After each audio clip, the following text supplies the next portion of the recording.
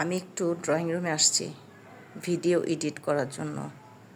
এখন বাজে রাত 12টা। ময়না সুকেসের উপরে বসেছিল। সে কিভাবে যেন টের পাইছে আমি ড্রয়িং রুমে আসছি।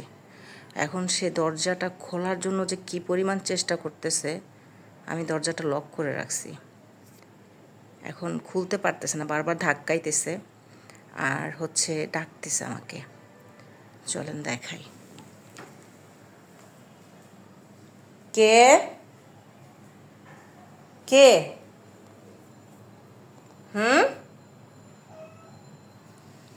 কে চিল্লাচিল্লি করতেছে।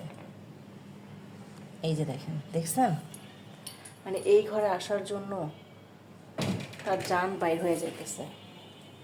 কি হয়েছে? আসো, এত ডিস্টার্ব করতেছে কেন? একটু কাজ করতেছি। আসো আসো আসো আসো আসো। দেখেন, আদর খাওয়ার জন্য।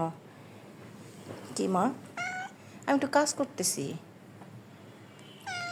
কি ডিস্টার্ব করতেছো কেন? আসো আসো আসো আসো আসো আসো আসো। আদর খাওয়ার জন্য আর সময় পাইলা না? আমি একটু কাজ করতেছি আর তুমি এখন ডিস্টার্ব করতেছো আমাকে। কে কে ভাল লাগতেছে না? ভাল লাগতেছে না কি?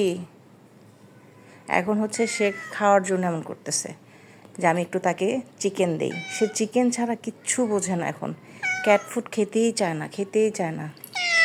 কি ওমা, কি কি আল্লাহ, তুমি তোমার কি মোবাইলের মধ্যে ঢুকে যাবা তুমি? হ্যাঁ, মোবাইলের মধ্যে ঢুকে যাবা? আসো, চলো। কি চিকেন খাবা? চিকেন খাবা? চলো চলো দেই, চলো আসো আসো আসো আসো আসো আসো দিব, আসো